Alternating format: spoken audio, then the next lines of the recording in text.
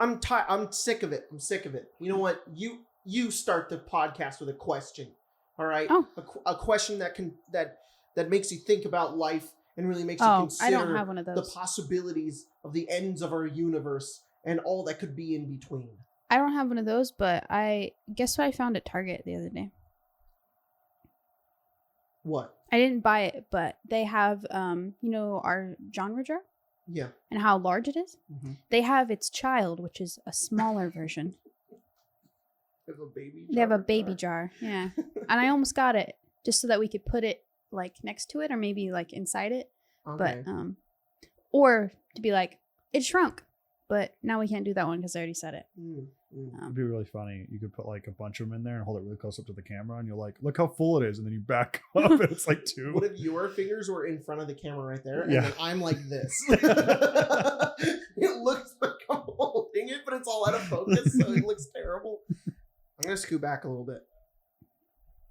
I'm gonna watch you scoot back. No, don't. I'm gonna watch you. You gotta fill the dead Craig, air. watch him. Watch him. I'm watching I'm it. so scared now. No, today's the sweatpant podcast. Jacob and I didn't do anything this morning, so we're just chilling. Yeah, we did. We did Well, so much today. we recorded a video, but like, Some days you just get out of bed and you're just like, fuck. yeah. Yeah. I've been organizing our kitchen and our bedroom, and by organizing I mean, just what happens when you organize is you pull everything out of the space. And then you put back what you need, and then you realize that your house is now a disaster because you've pulled everything out. And it's like, well, this all needs to go in the trash, and this all needs to go over here, and this big pile needs a new home. We got drawers in our fridge now. Well, Yeah. not drawers, but like drink containers. Yeah, And the drinks roll forward Yeah. every time I pull my 8th LaCroix of the day. Jacob does not drink 8 LaCroix a day. Just Why are you saying that like it's a bad thing? Don't If drink I that did many drink LaCroix. 8 LaCroix a day, I would be fine. I don't know about that. What? What? Okay. Yeah, Craig, look it up. What? How many LaCroix a day is too many? No, it's not. No, it's not. You'd be No. fine. I just I want to there's, know, like- I is know there a there's, like, limit? If you drink too much water in a day, that could be bad. Yes. Because you can drink too much water, but like it's just cans. You'd be fine. It's like 12 ounces. How much is this? 8? 8? Oh, not even. So 8 times 8, 6. That's not 16. 8 times 8 is 64? 64, right? I'm pretty sure. Yeah. And fuck. Let's see.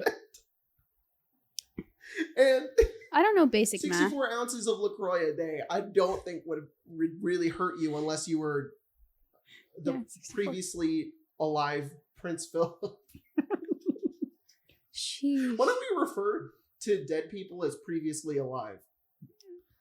'Cause- we say recently passed. What about previously alive? Any data for LaCroix usage? So not really. They're just saying that you should only really have 1 or 2 a day.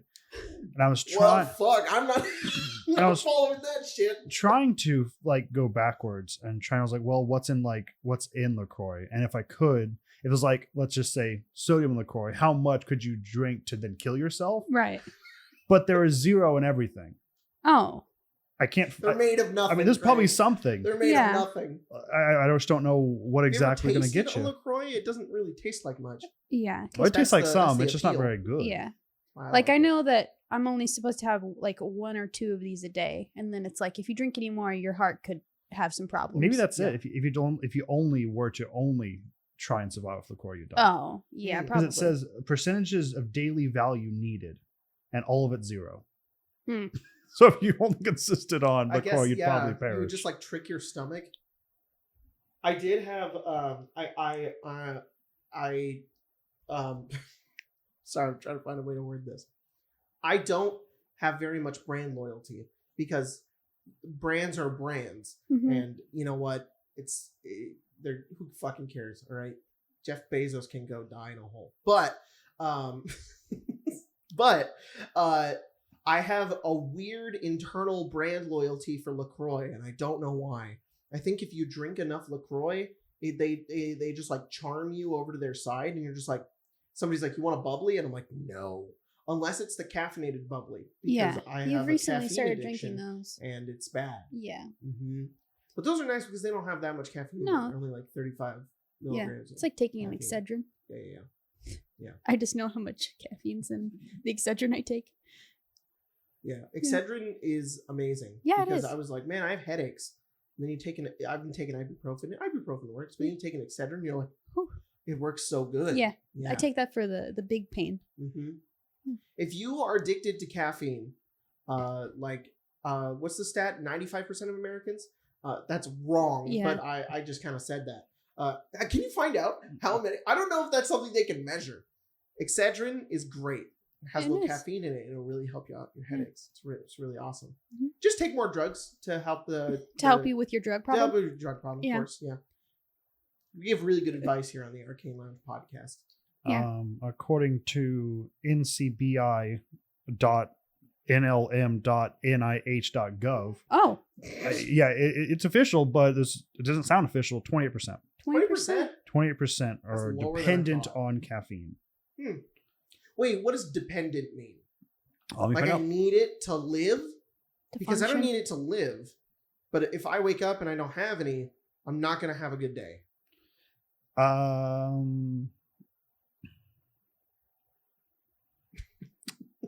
Sorry, there are several definitions. Dependent. You're fine. Yeah. I'm just saying Requiring someone or something for financial, emotional, or other support. So requiring it for support. For financial support? Well, No, it gives that's an what example. Financial, emotional, or other kinds of support. Okay. Well, then, all right, then yeah. I guess. This website does say, though, caffeine is 28%, alcohol is 50%, and nicotine is 80%. Really? Wow. That's insane. It's a lot of Nicotine I Americans love that meme that is like, smoking. we could have had the first, it's not even a meme, it's just a tweet. Somebody was like, we could have had the first generation not addicted to nicotine, and then they put it in a USB drive. Yeah. Made it taste like bubble And it gum. tastes like, Yeah. It's so stupid. No. Yeah. I don't know.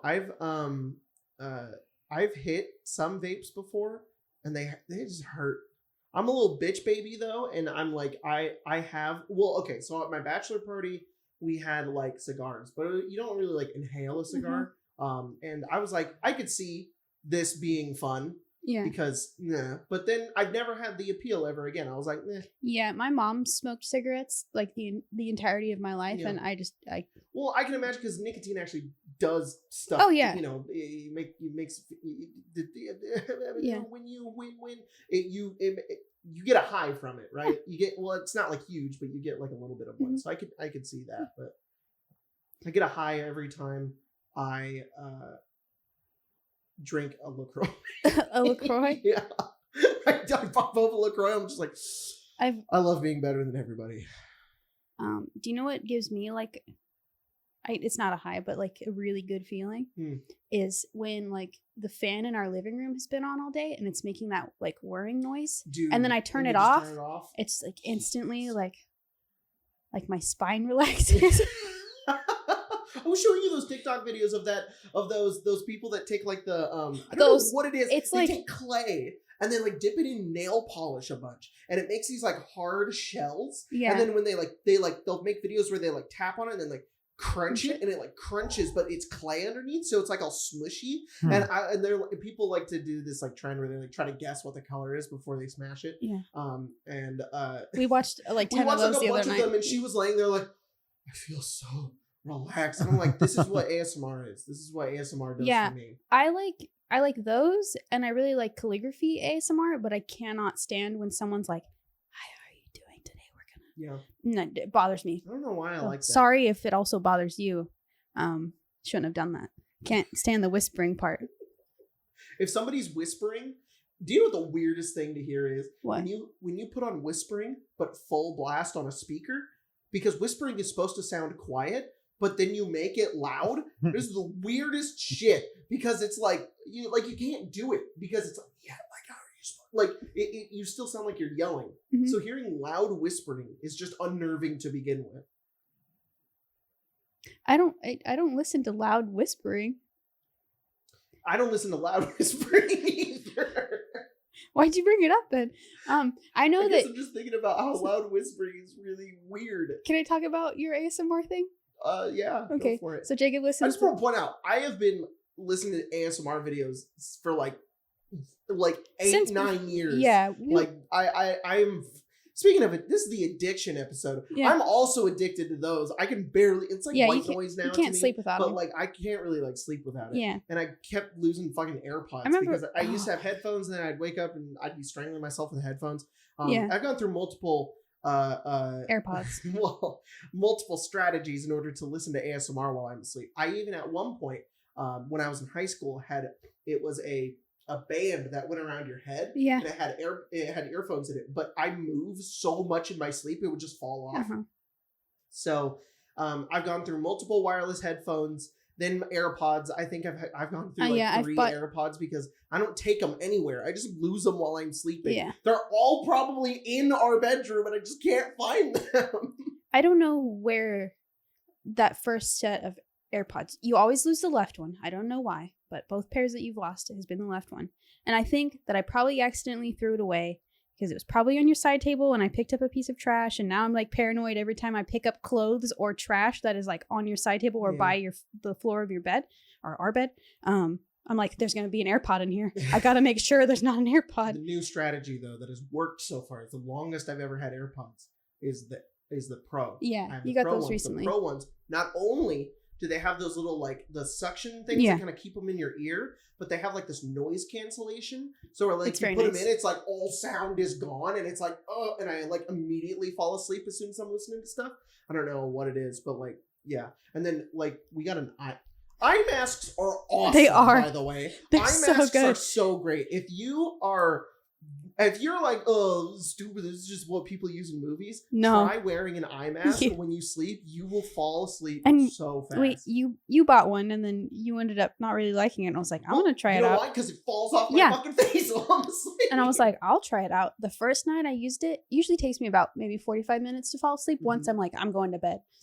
I don't even remember falling asleep that night. I was like, it was just like, you're asleep. And then I woke up. Yeah.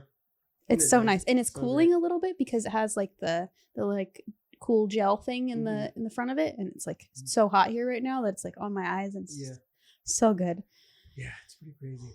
It has been a really busy month. Yeah. We've been doing a lot of stuff. And I can talk about all of it now.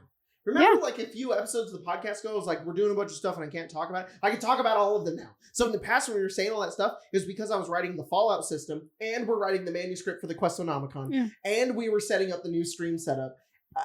That was all then. But now doing that still, but also now we're running Icewind Dale and we're running our bi-weekly Friday games, which now we have the Saturday games. And there's a lot going on. And also all the videos that I do over on Makes Me Level 3. So it's been busy. Yeah, you're thinking about hiring your mom to do like your.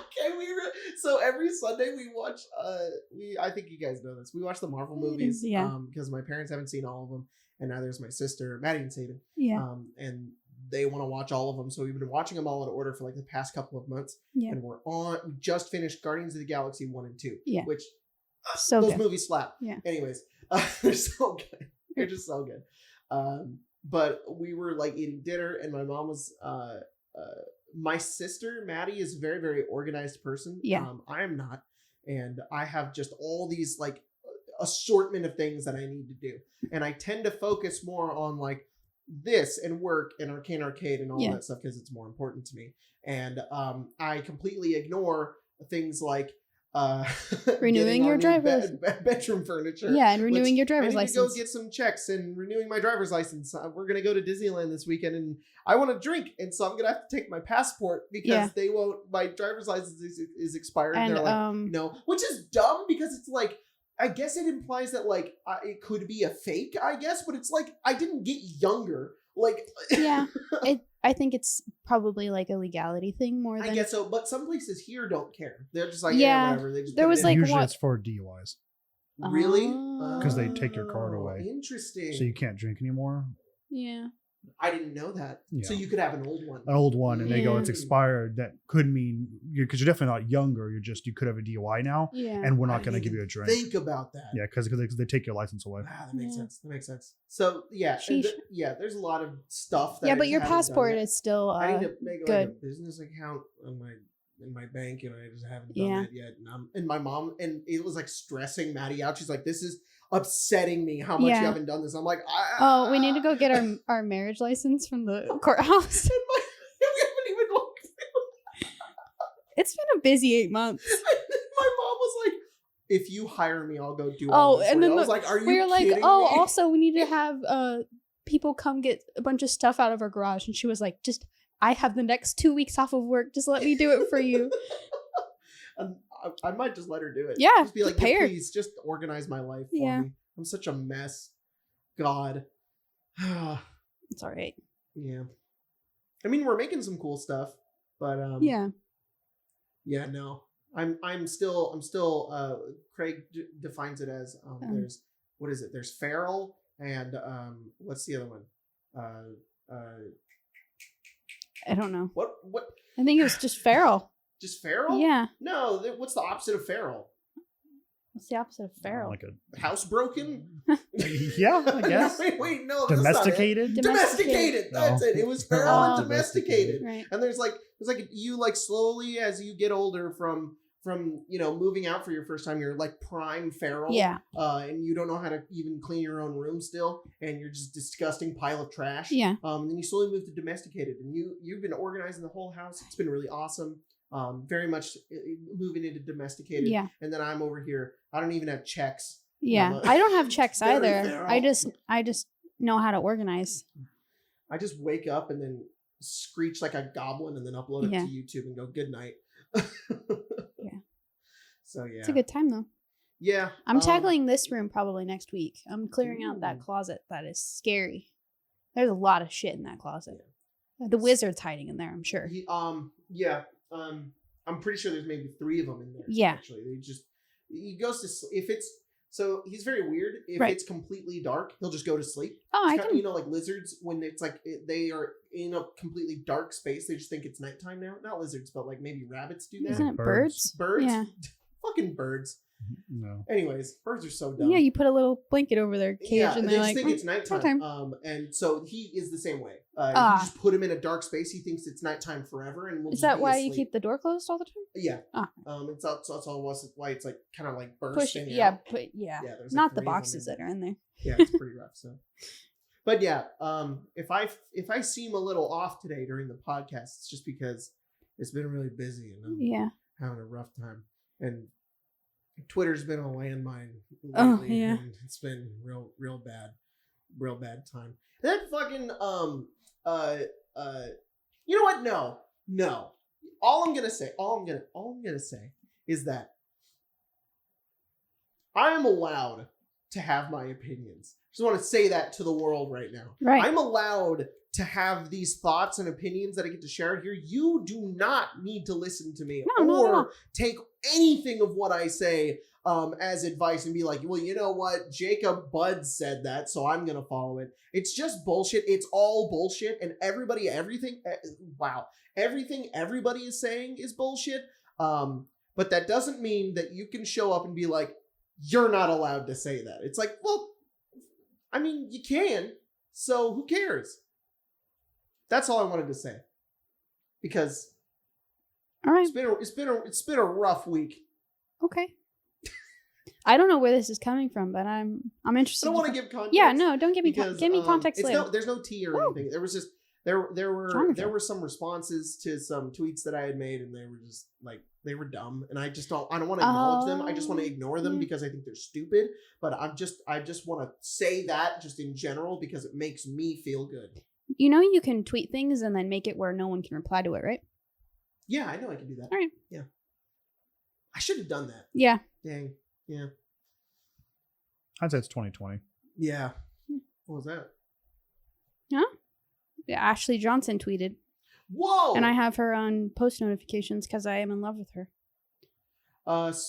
Speaking of Twitter, Yeah. why don't we jump into Twitter and read some questions? I also gave a couple of prompts today, like the worst DM you've ever had, Mm. or rules that you don't like, because we're really trying to stir the pot today. So Right. Imra777 speaks into the void. This is a rule I dislike, and I was wondering how you guys feel about the variant resting rules: gritty realism, epic heroism. I always found them just confusing, and usually just try to make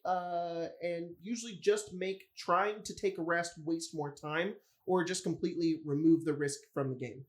And then I specified by confusing, I meant how it either doesn't make sense because you can rest after 1 hour of sleep, but also gets confusing because even if you are going for a realistic campaign, 1 week of rest won't heal you from getting scorched by a giant ball of fire. Anyways, so do you guys know what this ruling is? No, I'm reading it right now. Yeah, it's basically like, instead of a short rest being an hour and a long rest being 8 hours, a long rest is a week and a short rest is 8 hours. I don't know. I think for gritty realism, it can be fun.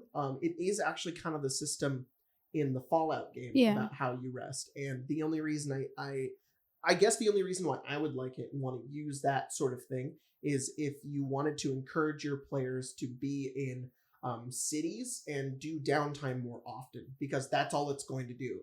Like, sure, gritty realism, it does make sense to fully heal back all of your hit points back from a fireball over the course of a week, because I mean, it's burns. It doesn't take just a day to heal. But what I found that it'll do is it'll kind of force your players to stay in one spot for a little while and then move around more. I really like the Lord of the Rings, the Middle Earth campaign rule set, where you can't long rest until you're in a sanctuary. Yeah. And a sanctuary is like a safe place. So if you're out in the middle of the road, you can't long rest until you get somewhere safe. I like that more because they're just going to stay in the town anyways and find a way to heal up. Like, what's stopping them from going and buying a bunch of healing potions? I guess it does take away their gold, but I mean... We use the Lord of the Rings for our Wednesday game. Mm-hmm. It's pretty fun. We're going to start using it in Evenfall. Oh. Yeah. That's going to be interesting. I really like the rule a lot. We're going to use the traveling rule because I think it's the best traveling rules I've ever come across. I feel bad because the Middle Earth adventuring setting for 5th edition is no longer being sold, and it's really hard to get a hold of. There are some PDFs out there, but they are really hard to find. So I wish I could tell everybody to go check it out, but it's kind of hard to find. So, but the rules for it are really great, and I really like those traveling rules. So I don't know, a week to heal up is fine. I think if you want it to be more realistic. I know that there are people who probably enjoy that, but I think we found a better way to make it a little bit more realistic without it taking a week. Yeah. But like I said, it is what the Fallout system uses, because the Fallout system is built around survival. D&D 5e is not built around survival. And you're not really a hero in Fallout. No, you're just a guy. Or a protectron. Yeah. Oh, that's true. Wow. Exclusivity. I'm going to slowly open my phone again. Slowly going to open your phone again. I don't know what that is. This is a good question. Micah Lord, what school of magic would be outlawed in modern society? Enchantment magic seems like a straight road to Canceltown or Swedeville? I don't know what that is. I think most magic would probably be illegal. I think it's like if it does damage, like it's illegal. You can't just be casting that. No. If it affects anybody's mind in any way, it's probably illegal. I think that like some of the like healing spells would probably be legal, but you probably have to have like a permit to use it. I feel like it'd be like a doctor or someone of that nature could use these spells, but I don't know. Well, the only reason you would need it is because we don't have the rules in front of us. Yeah. So this is branching into something else, but something I like to do with magic and D&D. And I was wondering if you ever think about it this way. You as a player can see what the magic does. Yeah. But as a character, you don't know the full extent of the spell. You just know the basics of what it does. Yeah. Your character isn't aware of the fact that there's rules for it. Maybe wizards, because they're like almost kind of like crafting them themselves. Yeah. But I feel like that's how it would be. Like you have to have a license to like properly do it, because we wouldn't fully understand what cure wounds actually does. So we don't know if something could go wrong, but if it could go wrong, it needs to be handled by somebody who knows how to do it right. So that's why, even though realistically we know Cure Wounds doesn't do anything wrong, right? But you, as a person, you wouldn't know that. You wouldn't know the full extent to it. So, yeah. Mage Hand would be awesome. It would be illegal. What? It would be illegal? Yes. What? Why? Because you can pickpocket people. Oh, that's true. But what about those grabby hands? That's basically the same thing, right? Those like long sticks, with a little hand, and then you have like the stick. Yeah, no. Those aren't illegal. And you could pickpocket with those. I think it's a lot more obvious. Okay. What about the sticky slappy hands? Those. You remember the yeah, like yeah. that? Mm-hmm. Yeah. No, very different. Mm-hmm. Yeah, I think most magic would be you need a license to cast this. Mm-hmm. What would be a spell that is legal? Probably mending. Mending. What's the one that tells the weather? Druidcraft? Druidcraft. Yeah, it doesn't really do anything except grow flowers. I think you can maybe start like a little fire with it, but not like major. Yeah, so you're saying Meteor Swarm would be illegal? Illegal, Probably. Definitely. Damn. You say a power word. Kill light would be illegal. Light would probably be legal for everyone. Oh yeah, I mean, yeah. I think pretty basic cantrips. Dancing lights. Dancing lights. Yeah. Yeah. Phillips Hue. Maybe is that the wizard that came up with it? Yeah. Maybe Unseen Servant.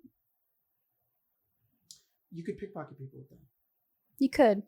Maybe is like pickpocketing like a thing that we have to look out for? Is that like a thing that we need to be like prepared for as a society? You're not worried that someone's going to steal your stuff all the time? Out of my pocket? Not really. Where, but also, I carry a bag though, so I guess where we live, we're very lucky. There's some areas that are really, really not good. Yeah. Fair enough. No, that has not been a fear in my life. That's a quicksand kind of fear. That somebody's going to reach into my pocket and take something out of it. It's like I'm more likely to step into quicksand.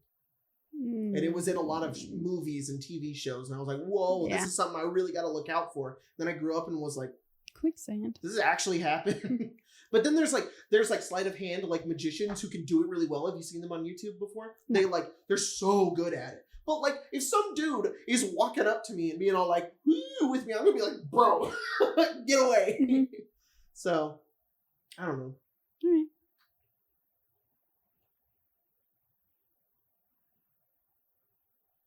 And that was a bunch of silence. Oh. Did you like that? I did. Yeah. I like staring at you. Whoa. Yeah. Really? Yeah. Nice. Good to look at. All right. Unimportant Hero. Oh, hello. M. Yeah. Says, okay, Arcane Lounge Podcast, how's this for fire? Whoa. DC ratings are bogus. It's too much arbitration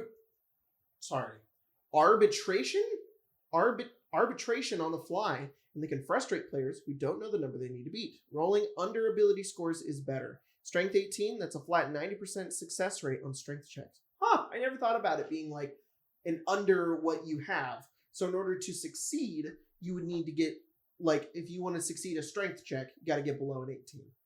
I don't think DCs are bogus because sometimes there are things that the players ask for that are so ridiculous that I don't like it being in their hands. I don't like, I get for some systems it can be fun, but for D&D it's so like freeing and out there, and I like to really test my players and what they can do. And sometimes they're like, can I know all of the universe? And it's like, well, no. But you can try to roll, and I'm going to make the DC like 30. Yeah. And if you happen to beat it, I'll give you a little bit of something.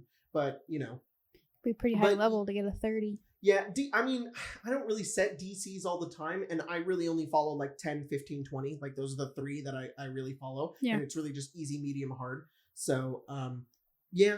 But like recently, I think on our Evenfall game the other day, there was a mention of the heart in the notes. Yeah. And Lelia, Tyler was like, can I roll to know what that is? And it was like one of the first times I was like, no, because there's no possible way that you would know what that is. Yeah. So even if giving the potential for your player to roll for something means there's a potential that they can do it. So I think with this system where the DCs are bogus, they're going to be rolling a lot less because it's more likely for them to succeed. Mm-hmm. So, Yeah. I think it could be a fun system. I wouldn't mind trying it. I like it, but I do like the idea of being like, oh, this strength check is just going to be, if your strength's 18, you have to get a 1 through 18 to succeed, that's pretty cool. Yeah. That's pretty fun. Maybe like basic checks, like really basic, not like over the top things. Like, can you jump over here? yeah, can you jump over there, just roll underneath your DC and see if you can do it. But not, can I lift up these 3 grand pianos? Yeah, exactly. So, yeah. Do you ever worry about DCs as like a player? Not really, no. No. I was the only person last even fall that could roll that save, or that to know what that was, and I failed, and it was pretty fun to be like, I know what that is, but I also can't remember what it was called. It's like on the tip of my tongue, and so I don't know. Failing is fun, and succeeding is also fun. So. What are you laughing at, Craig? I was looking at how much a grand piano weighed. Oh, how much does a grand piano weigh? On a small scale, it's 400 pounds. Oh, like the Normal little ones ones? Yeah. are 1,200 pounds. Ooh, Yeah. Sheesh. It's not what I thought. Weasley65 asks, how do you avoid metagaming too hard when you're playing in modules you've played or studied before? Also, we need to do more Lord of the Rings, but D&D videos, Jacob. I'm gonna do them. I'm glad everybody enjoyed them. I was very afraid that people wouldn't like them, that they would be really dumb, and that they were just kind of like, you're just talking over a movie. This is It was really pretty lame. funny. But people liked it, so I'm glad. I actually spent a long time writing that script. So. That video was very stressful for you. So. And also it got blocked like 5 times, and I had to upload it over the course of like 2 days, and I had to re-edit it, and it was not fun. But I figured it out. Yeah, you did. Figured it out. For next time. For everybody out there who wants to know, if you got copyrighted content in your video, not music. Music is very weird, and I don't know how it works. But if you're using like movie clips, just keep the clips under 5 seconds, and you're good. Yep. You're good. At least that's my experience. What was the actual question? The question was, fuck. How do you brain is so bogged today. How do you avoid metagaming? How do you avoid metagaming when you're playing in a module you've already played before? I do my best to put me in my character's shoes. I'm currently playing in a game that some friends are running online where we're playing Waterdeep Dragon Heist. Yeah. And I have run Waterdeep Dragon Heist like 3 times. So I know it like the back of my hand. But I'm avoiding metagaming my hardest by just being my character and taking everything as it comes to me, instead of thinking about what's going to happen in the future. So, like, for example, Raynar, Neverember, and how Floon Blagmar are like they're identical. They're like identical. Yeah. The way that my character saw it, like Jacob knows that they're 2 different people, obviously, but I just tried to ignore that and thought about it like, what if my character heard about that? What would they think? And he thought it was a conspiracy and that Floon Blagmar was a code alternate ego for Raynar Neverember so he could live in the city because he's like the son of a lord. So he's like, what if they're both the same person? And the party was like, I don't think that's true. And he's like, have you ever seen them in the same room together? And I'm like, we just met him. Like, that doesn't make any sense. So that was one thing. I just tried really hard to think about it in my character's perspective. To be honest, a lot of the time I just forget. Fair enough. Because when we did Waterdeep on Arcane Arcade, and then we ran it for a few of like our other friends who haven't been on Arcane at all, and we were doing that bit where we were trying to find Raynar, and then we went to I know that there are the Kenkus in this house and he's in there, and then I just completely forgot that it's not him, and then you have to actually go find him, and I was like, yeah, you'll be over here and it'll be fine. And I was kind of just going along, like letting people who haven't played it experience it, and like let them do things before I do anything. And then I was like, all right, we'll do this little bit and then we'll probably end. And then it was completely different, and I was like, oh yeah, I just completely forgot that there's like another guy that looks exactly like him. Yeah. I guess like it's difficult because I could understand being like unable to not think about that, because if you're genuinely trying to critically think about a situation and be like, how are we going to succeed against this, but your brain just knows the correct path, it's very difficult to be like, I'll just be stupid, I guess. Yeah, if there's ever like something that I remember like almost everything about, I kind of just take a back seat and let other people make decisions before I say anything. And it's like about what I did with Joel. Yeah. I found different ways where I could interact. Yeah. Especially with the tomb, I chose to be really more interactive in combat than in decision making for traps or anything else. Yeah, and I also think that another strategy is to let your DM know and then have your DM working into the game a little bit. I did that with Tiff as well, where Craig had already run Tomb, and I was like, that's fine. They don't know anything. You can be kind of like their guide. So you can actually use some of your meta knowledge to your advantage a little. So that was another thing that we did, was maybe if you're in a module and maybe you know a lot about Curse of Strahd or Barovia or the Icewind Dale and the 10 Towns, maybe you've lived there for a long time and that's how you know all of it. So let's go ahead and bust down another question. Yeah, my original Icewind Dale character, when we played like one game of that, was from the 10 Towns, and I got to learn quite a bit about it. And now I'm just like, for Kazira, I just have to forget, because he lives in Caer Dineval, but he hasn't been there for very long, so it's just like I have to forget everything that I learned previously. Timeless Senses asks, I've just increased my party size to 7 players. How do I include everyone to make sure everyone is having fun? That's tough. The answer I want to give is mean, and I don't want to say. Split it into 2 different parties. Yeah, I was about to say don't have 7 players, and you can focus on everybody. So I've heard some people say there's a really good strategy: have 2 DMs. I've never seen that work well. Sorry, I've never seen 2 DMs DM at the same time, or DM 2 games that are playing at the same time. Like, not like 2 different games set in the same world that play at different times. Like, I'm playing here, and there's another group playing over there, and they're in the same party, but there's 2 DM. That never works. I've never seen it work well. And if you have made it work well, I'd love to hear your story about it, because that sounds really stressful. Yeah. But I've also seen people do like side DMs, and we've tried that before, because we used to have like huge parties, like 9 to 10 players at the table back in the day. And we used to be like, okay, so I'm going to have somebody who's going to co-DM, and they're going to do like little things here and there. And it's not very fun. It just doesn't work. It just feels very separated. Me as a brother actually ran a table of 12 together that way. Whoa, really? Yeah. Did it work? God, yeah. Jeez. A lot of it just comes down to thinking of the game differently. So you have you just encourage the party to split.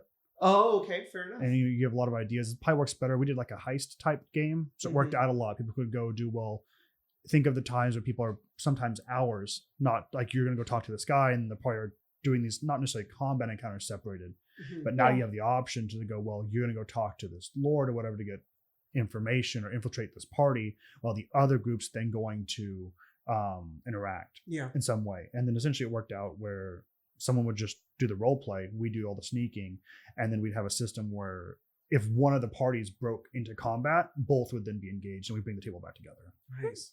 A strategy I would suggest you using for your 7-player table, if you're struggling with keeping everybody involved, is just have a piece of paper, write down all the characters' names, and every time there is a bit that they get like the spotlight, make a mark, and then keep doing that. And if you have people that don't have marks, focus on them and then go to them, because you'll forget. And eventually at the end of the game, if you've got equal amount of marks, you'll know that you had a good moment for everybody and they all got to be involved. But realistically, with 7 players and 1 DM, there is going to be a lot of lag. There's going to be crosstalk. There's going to be a lot of moments where the players aren't really going to be doing anything. They're just kind of be sitting there. But that's how the cookie explodes. Oh.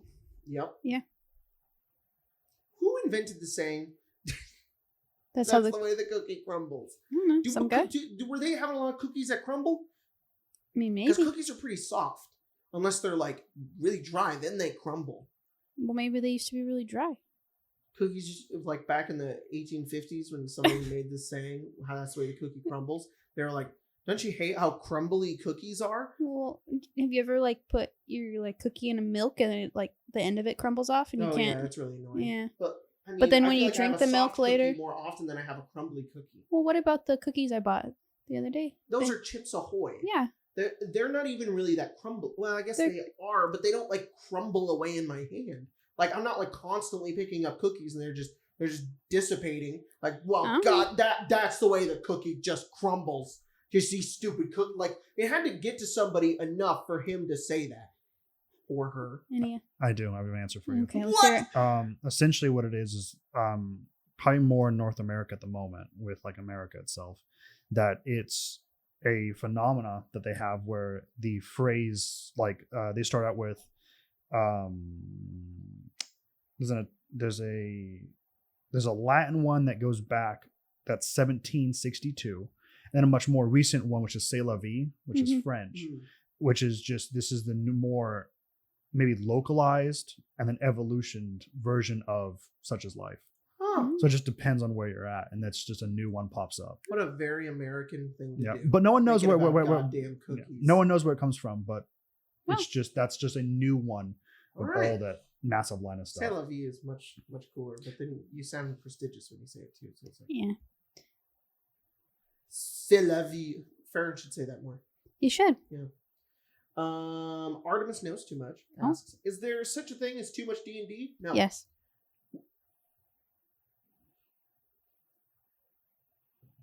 Yeah. I said it. I don't know. Sometimes there was a point where we were playing like Wednesday, Thursday, Friday, Saturday, Sunday. And when Monday came around, I was like, thank God there's no D&D today. Yeah, I don't know how you do it. You're like, I'll play D&D every day. It's my happy place. Yeah. It's mine too, but I don't know. You're an extrovert. I'm an introvert. After 5 days of D&D straight, no, I don't want to be around people that often. Yeah, I guess the whole being around a bunch of other people is the part that gets frustrated. It gets like, ooh, I don't like this. Yeah, but the D&D part, I don't get tired. Yeah. Playing now, we always play at our house now, and it's easy because now I can get up and like move away from people if I need to. We take breaks, but yeah. When it was every day, it was too much. Artemis goes on further to say, for entirely hypothetical example, if I were to schedule a campaign where I'm DMing and the sessions are immediately after those of another campaign that I'm also DMing, like I'm still good, right?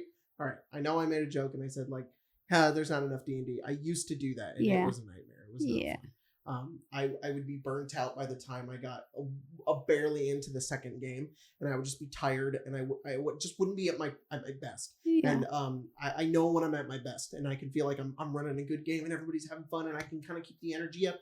The energy just fucking falls off a cliff, and eventually it dies. So I don't recommend that unless you can keep up that energy, and if you can do that, then C'est la vie. She's young. She can do it. Yeah. That's true.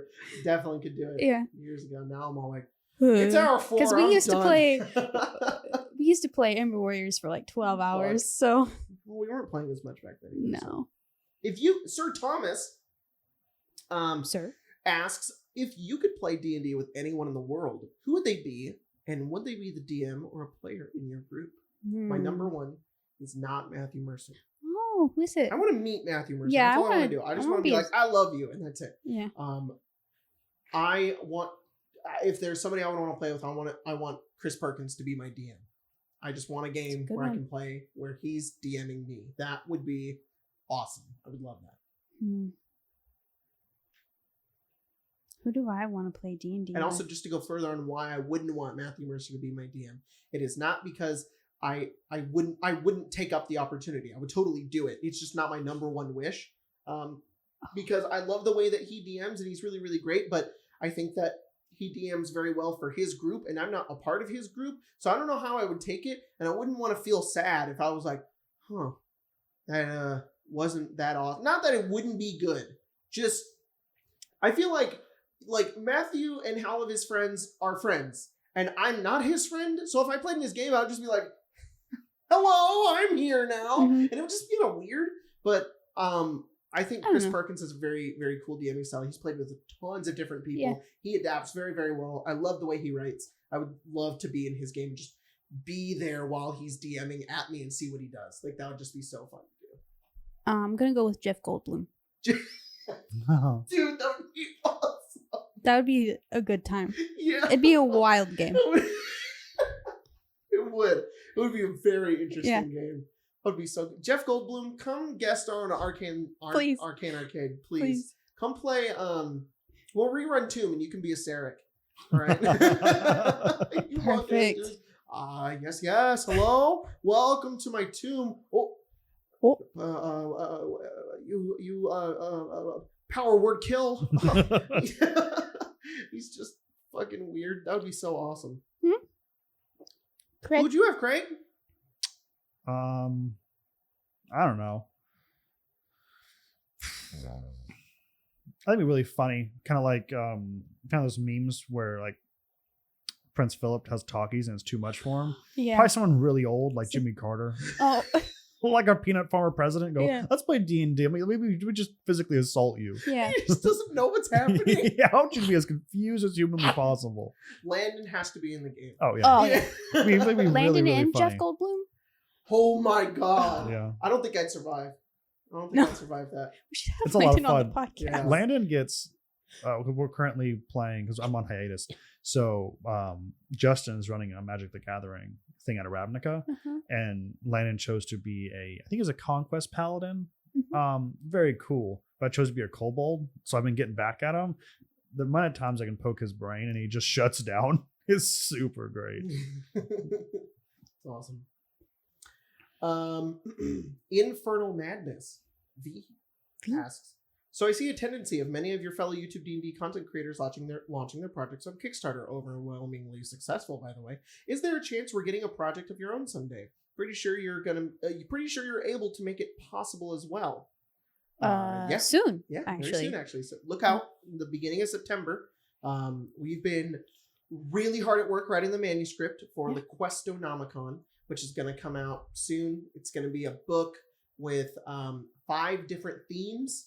Each theme has 2 one-shot adventures that are not meant for beginner players, but geared a little bit more towards beginner players. But you could run them at any level of D&D that you're comfortable with. They have lots of choices. They have villains that can there's like 2 different villains per adventure that change the campaign altogether. The adventure, and each adventure can also be extended out to 2 and 3 shots. So it's really like 3-shot adventures that have closed endings or open endings if you want to keep them that way.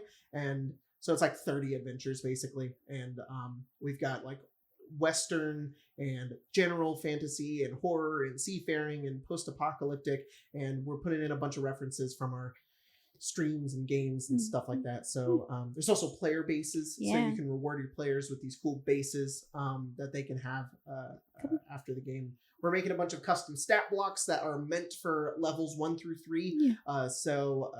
Like we want to make these adventures feel fun to play at first level. So a lot of the damages that like these monsters can do is very little and meant for first level stats, and so a goblin doesn't run up to you, crit you, and you're dead instantly. It's it's a bit more balanced. So that'll be coming out in September. Keep a lookout for it. I'm sure you'll hear about it. But if you want to sign up on your email and use and get emails for like the newsletters that are going to be coming out next month. And what? Next month. Next month. month. A newsletter. Yep. And all the updates. There's a link in the description. You can go sign up for that newsletter. Did I just put an ad for my own book in this podcast? I mean, people ask. It's true. Also, it's kind of like your place to talk about things that you're working on. Oh, yeah. It's important. Oh, thanks. You're working hard on it. Yeah. I just start crying. I mean, I was talking about me and Tyler. I don't know when, like Saturday we were hanging out. I was like, it's kind of a big deal. It's kind of like the end goal for most like D&D content creators, like being able to add to that area. I mean, you think about it. That's how Matt got into D&D canon. Yeah.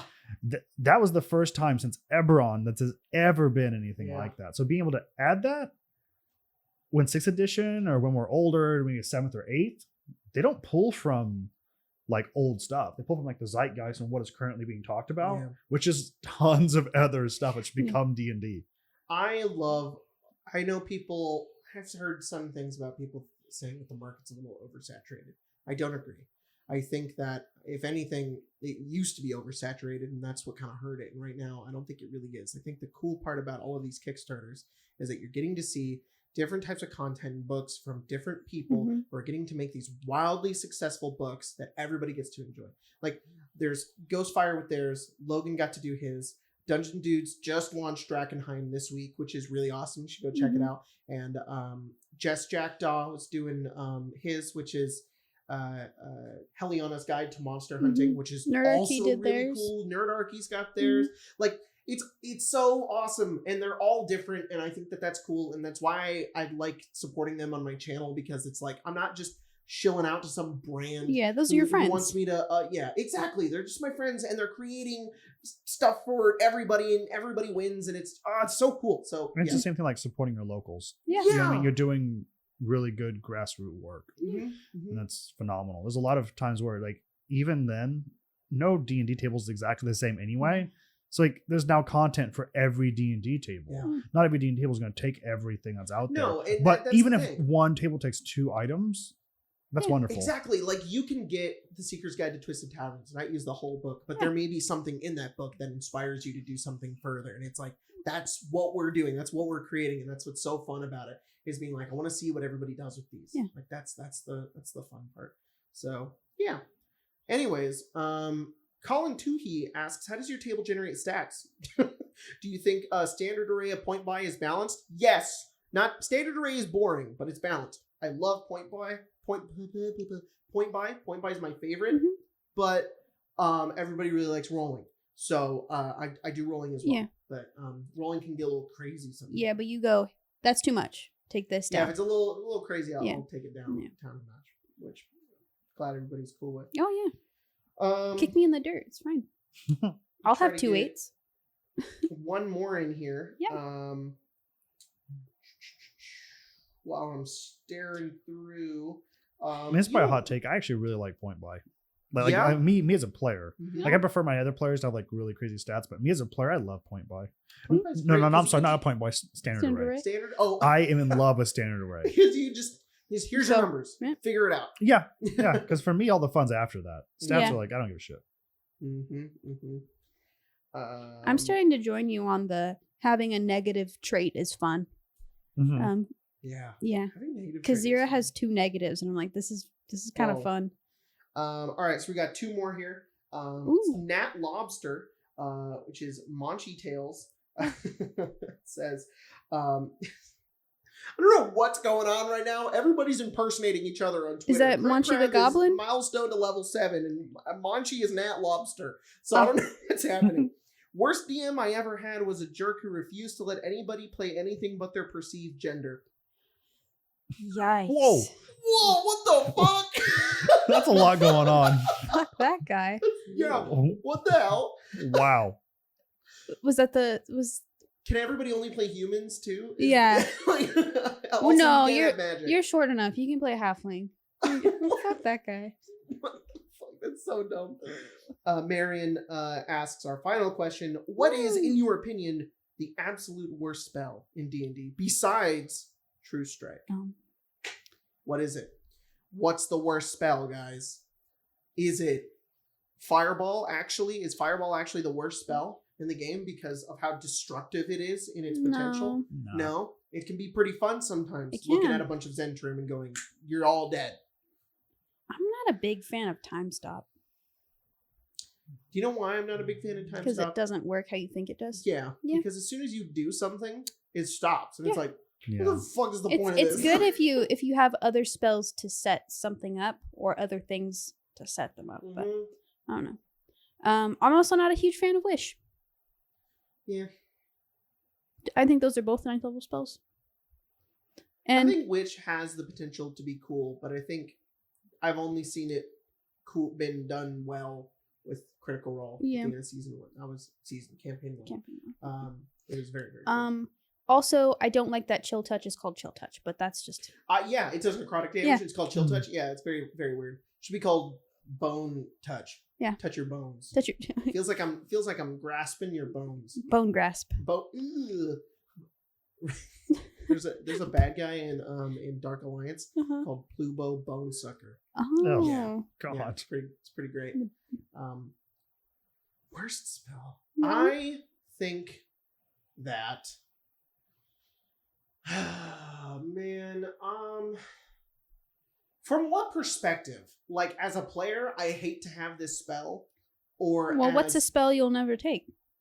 a spell I'll never take? Yeah, besides True Strike, because no one takes that. I took it before and I regretted it and I don't like it anymore. What is it? Green Flame Blade. That spell is so cool in the imagery, but it doesn't work like that. Yeah. You cast it, and then when you hit somebody, the flame doesn't hit this person. It just bounces to somebody nearby. And it's like, okay. Yeah. So it's like, but then as it levels up, you can do fire damage with it. And then I just take elemental weapon. Yeah. This is just Or like one of the strikes that you can get, like Thunderous Smite or whatever. Yeah.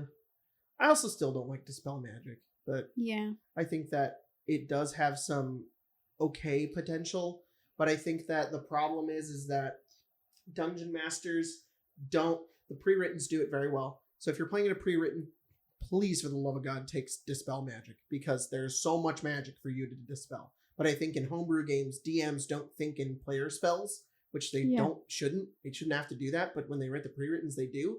So whenever there's like a magical effect affecting something and you cast a spell magic on it, the DM's like, like that happened in Sunder. Do you remember the giant chains that were the anchors that were gonna pull Sunder down? I didn't have a fucking spell attached to those. They were just magical chain things. And Vincent would cast Dispel Magic on them. And I'm like, I don't know what I'm supposed to do. Am I supposed to make you feel shitty for preparing Dispel Magic and thinking about casting it on this very clearly magical thing? Or am I just supposed to go, no, fuck you, it's not a spell, so it doesn't count? Like, what the hell am I supposed to do? I don't know. And that was like the point behind that video I made a while ago, but then like there were people who came in and defended it, and I was like, Dispel Magic is very cool when there's a bad guy who has mage armor casted on him, and you go, no, and it's like, oh shit, like that's really interesting. But I feel like that just doesn't happen a whole lot. You can also dispel like magic items, I'm pretty sure. Can you really? I'm pretty sure you can. Yeah. It's a little nutty. Yeah. You can be like, I wonder if you could do like, because you see people like doing variant counterspell rules. I wonder if you could do the same thing.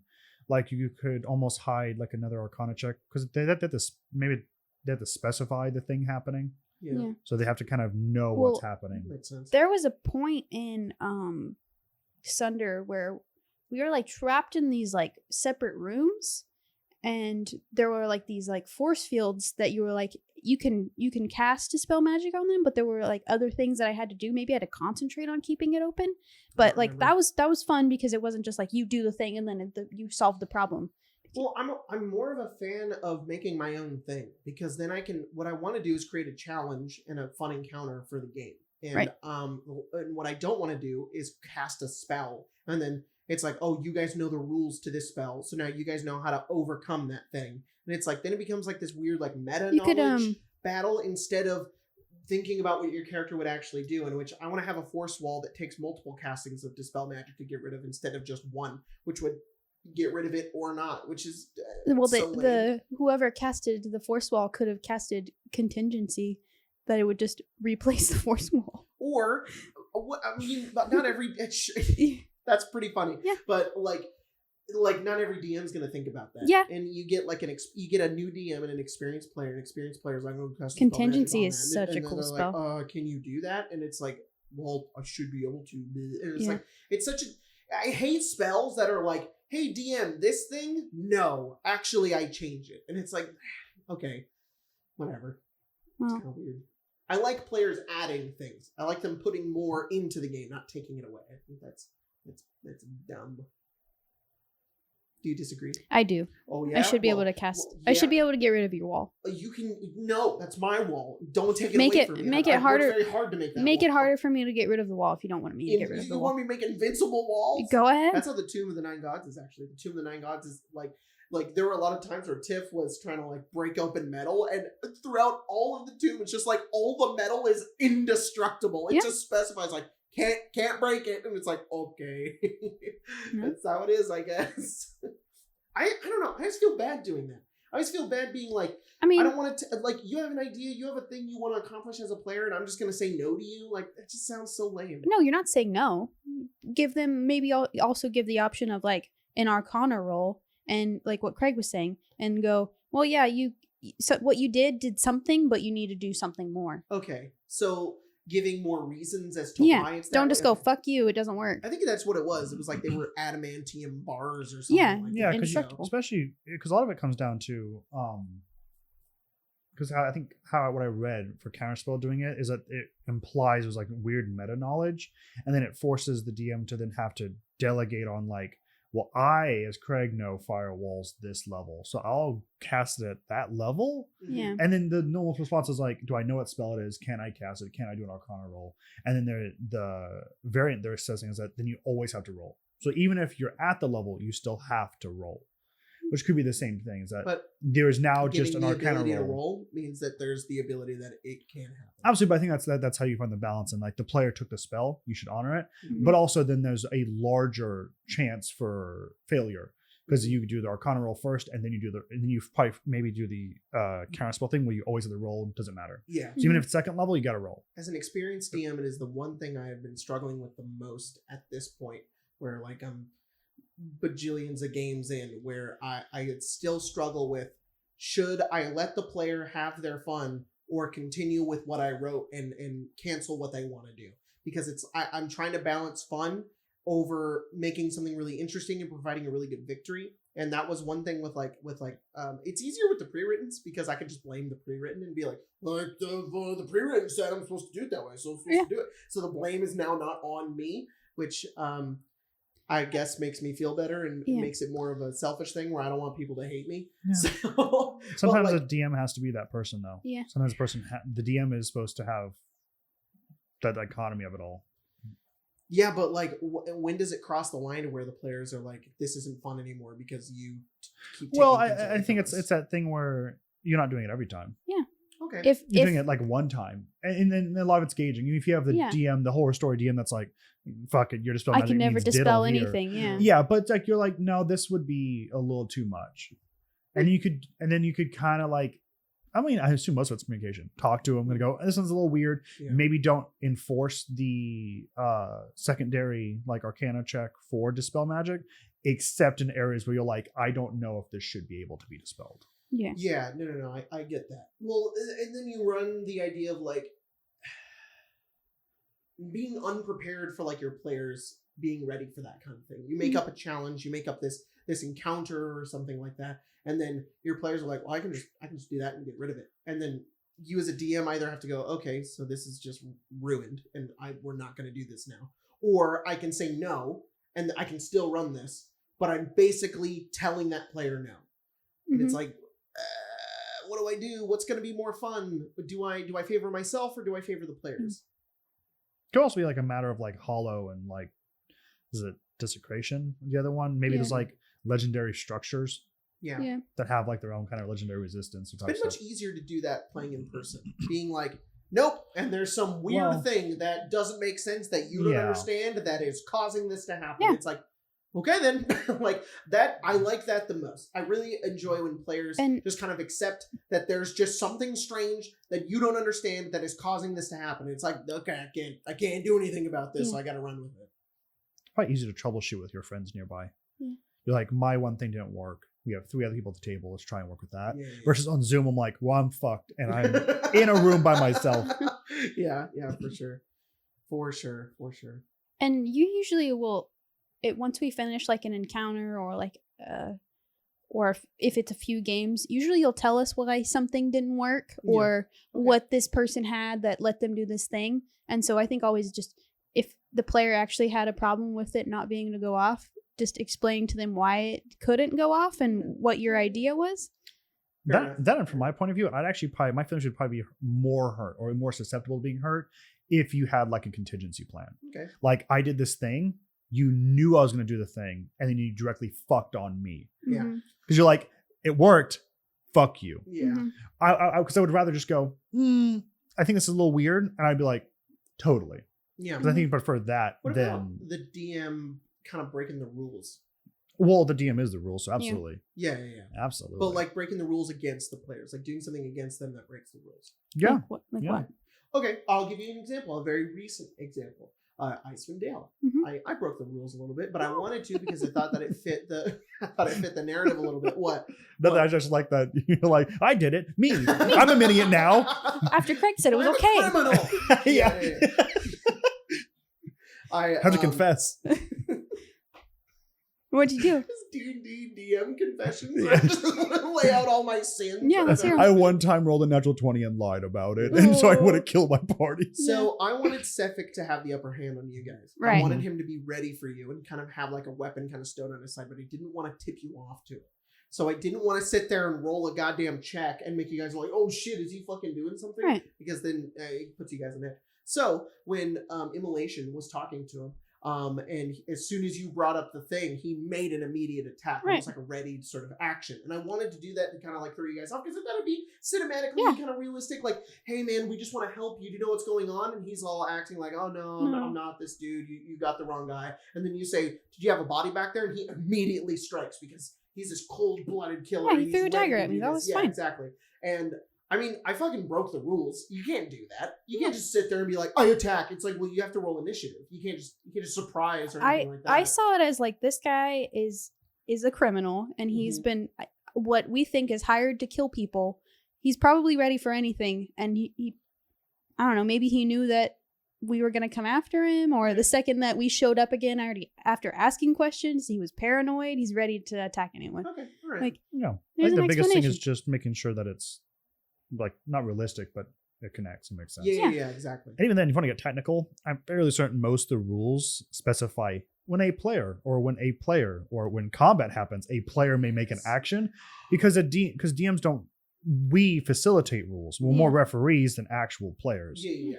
So So always. there's definitely a limit. If you go over that limit, your players are gonna Well, be sure. If you're upset like, with you fall in a pit, there's no dex save, you take 96 points of damage and you're dead. Yeah. But every game. if you get you've let us hundreds of times get an attack off before we go into initiative. You can do the same thing. That's actually the point I was going to bring up. You specified recently, probably the last couple podcasts, that you let Colton do a thing, so that frees you to do a thing. Yeah. I think that's totally valid. You have definitely let Colton do an attack before combat has started, and you got an attack off. How many times have we let players do a triple backflip and hold four grand pianos? I think DMs are due. All right, fair enough. Oh my god, that's like my favorite. Tyler thing let to me do a backflip and Oh my have God, me at the it's so same time. goddamn fun. And next time you're playing your D&D game, just look at your DM and be like, Can I do a "Can I do a backflip? backflip?" D&D's so free. Yeah. Just do a backflip. Oh, I think a lot of people oftentimes forget that a DM is also a player at the table. Yeah. You should be having fun. You could have You should fun. be doing things. You get to throw a dagger at me because I'm like, hey guy, you're murdering people. We're here to kill you. Yeah, and he should be cool, you know? Yeah. All He right. was cool. That guy was I'm gonna awesome. kill you guys so hard now. Do it. fine. You regret Well, because saying that's a this. lot of it's like, you get one turn, we get 4. Mm-hmm. You may add more guys, but we have a chance of strategizing with each other. So it's like, absolutely. That fight with Sephic went well Yeah. and went pretty good. So I think I'm going to remove the rule of instant kill to level 3 as well. Oh, yeah. Interesting. Because I think that was some math. I did technically insta kill Kazira, but I didn't want to. Like, Yeah. that's stupid. So I think I'm gonna hold off. Depending on what depending what you rolled, because you went and then didn't say, I think you probably would have killed me. But I don't know. I didn't say. Yeah. I didn't want to say something and then be like, everybody's gonna know Kazira's just dead, and I don't want Kazira to die now. I do have a backup character if you end up killing me.